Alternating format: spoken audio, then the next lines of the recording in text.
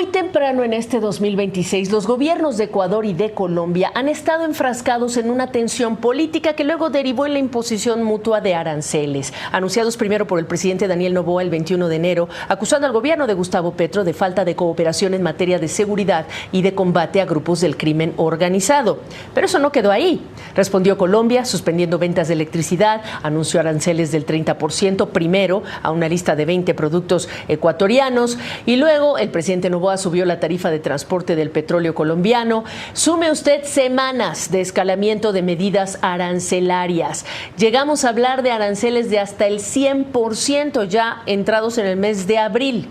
Ambos presidentes de ideologías muy diferentes deciden aplicar la misma medida, aranceles. Para muchos, este conflicto ha desatado una de las crisis más serias entre países miembros de la comunidad andina. Dos países que además comparten una frontera terrestre de más de 580 kilómetros. ¿Dónde están las cosas? Me acompañan esta noche Bruce McMaster, presidente de la Asociación Nacional de Industriales de Colombia, ANDI, y también Luis Alberto Salvador, él es el director ejecutivo del Comité Empresarial Ecuatoriano. Qué gusto tener a ambos, porque hace unos meses, te acordarás, Bruce, hablábamos con ustedes dos de cómo lo están viviendo. Bruce, el lunes el presidente Petro dijo que siempre no habrá arancel del 100%, pero uno ya no entiende, hay mucha confusión. ¿Dónde están las cosas en la práctica para los empresarios? Sí, Gabriela, tienes toda la razón. Ha sido muy complejo este periodo. Nos hemos visto envueltos realmente en una, diría yo, que en una discusión que es una discusión muy ajena a la discusión del mundo empresarial, y son las peleas entre dos presidentes por temas de seguridad, por temas relacionados con el vicepresidente o ex vicepresidente Glass, que está detenido en Ecuador y que de alguna forma ha sido solicitado por Colombia en condiciones extrañas. La verdad es que ha sido muy complejo. En este momento en que estamos en que tenemos unos aranceles muy altos, en que el comercio se ha reducido significativamente. Hemos tenido caídas de hasta el 37% durante durante el último mes, cuando lo comparamos con el mismo periodo del año pasado, pero también tenemos en juego cerca de 250 millones de dólares cada mes de comercio bilateral, que por supuesto significa empresas, significa trabajo, significa oportunidades que se están perdiendo. Además diríamos nosotros en una forma pues tonta de autoinfligirnos un daño por cuenta de las discusiones políticas entre dos presidentes. Estamos por cumplir 3 meses, Luis Alberto. ¿Cuál es esa radiografía desde el lado ecuatoriano? Bienvenido. Gracias. Nosotros coincidimos plenamente con lo mencionado por Bruce, desde el sector empresarial y de los distintos sectores que representamos. La Cámara de Industrias de Guayaquil, ciudad puerto, desde donde se mueve y moviliza el 80% de la carga containerizada del país. Desde la Federación Nacional de Cámaras de Industrias del Ecuador, que agrupa a todo el sector industrial del país, y desde el Comité Empresarial Ecuatoriano, que agrupa y aglutina a 135 asociaciones empresariales de distintos sectores, hemos sido claros en el mensaje. Reconocemos que el problema de la frontera es real y muy complejo, pero también que debe de ser resuelto por ambos estados a la brevedad posible. También decimos que ese es el problema, que los ciudadanos ecuatorianos quieren una solución. La inseguridad los está agobiando, los está martirizando, pero también entendemos que desde la perspectiva política actual, la única solución que se tiene es el diálogo al máximo nivel. Diálogo que desgraciadamente no ha sido continuado y que aspiramos y esperamos que se retome a la brevedad posible. ¿Será posible? No lo sé, Gabriela, pero definitivamente es el camino que estamos aspirando hacia que esto se dé. Salvo caso contrario, seguiremos los ecuatorianos y colombianos de a pie pagando la factura de estas diferencias políticas no solucionadas. ¿Cuánto participan, regreso contigo Luis Alberto, en términos muy sencillos, prácticos, de agenda como hombre de negocios? ¿Cuánto han participado ustedes como empresarios, tú, Bruce, en este diálogo? En Panamá a principios de año estuvieron los dos presidentes en sus discursos, ambos presidentes, cada uno en su discurso hablaron de diálogo, y lo que no ha habido aquí es diálogo. ¿Hay algo que ustedes puedan reportar en términos de gestiones de diálogo con las autoridades?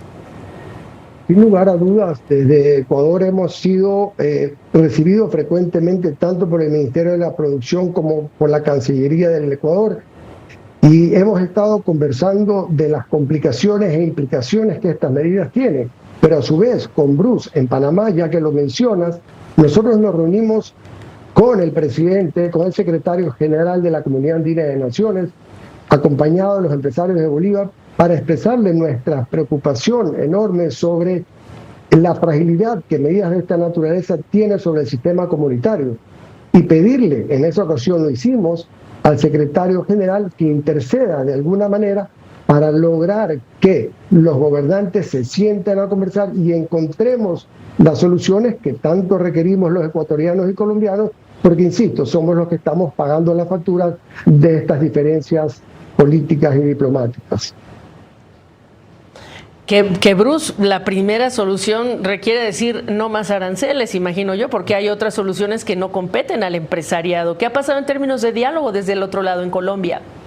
No, hemos trabajado, Gabriela, conjuntamente, inclusive con Luis Alberto, con Juan Carlos Navarro, con María Paz Hervis, con los 3 líderes empresariales hemos venido trabajando conjuntamente, pero también hablando con cada uno de nuestros gobiernos. Nos hemos reunido con el secretario general de la CAN, de la Comunidad Andina, les hemos enviado comunicaciones, le hemos pedido inclusive reuniones a los presidentes y les hemos dicho, además formalmente, que ellos tienen la obligación de entender las consecuencias de las decisiones que están tomando. Se está afectando empleados, se está afectando trabajadores, se está afectando comercio, se está afectando empresarios. La afectación es muy grande y les hemos sugerido que además, si no son capaces de llegar a un acuerdo entre ellos dos porque no se entienden, porque no se hablan, porque no tienen la suficiente empatía, que entiendan que las consecuencias ameritan a que busquen mediadores, y si tienen que buscar mediadores internacionales, que lo hagan. Seguramente habrá presidentes de otros países que pueden conversar con los dos, organismos multilaterales o incluso representantes de la sociedad civil que estarían dispuestos a tratar de solucionar el problema. Es un problema que es bastante mayor que simplemente la discusión entre dos presidentes, pero las consecuencias sí las están viviendo las dos ciudadanías en forma muy dolorosa y yo diría con muy poca inteligencia desde el punto de vista de comercio y desde el punto de vista económico. Se cruzaron los tiempos políticos, tengo 30 segundos. Bruce McMaster, ¿eres optimista de que esto se resuelva antes de un cambio de gobierno en tu país, sí o no? Pues la verdad debería solucionarse pronto, pero no hemos visto el camino, Gabriela, y la verdad que de pronto esta entrevista sirva para presionar a los presidentes. Mira, yo aquí hago votos para que así sea. Luis Alberto, ¿eres optimista para cerrar brevemente?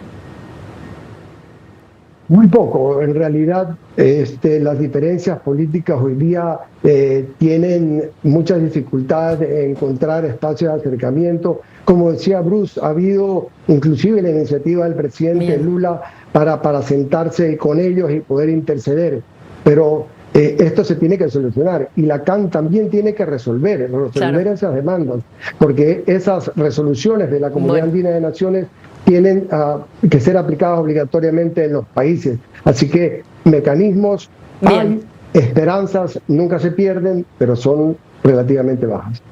Claro. Sí, siempre hay que guardar esa esperanza y trabajar para que se produzca el mejor desenlace. Les agradezco muchísimo que nos hayan actualizado cuál es la situación. Bruce McMaster, presidente de la ANDI, Luis Alberto Salvador, director ejecutivo del Comité Empresarial Ecuatoriano. Gracias, buenas noches. Gracias, encantado. Adiós.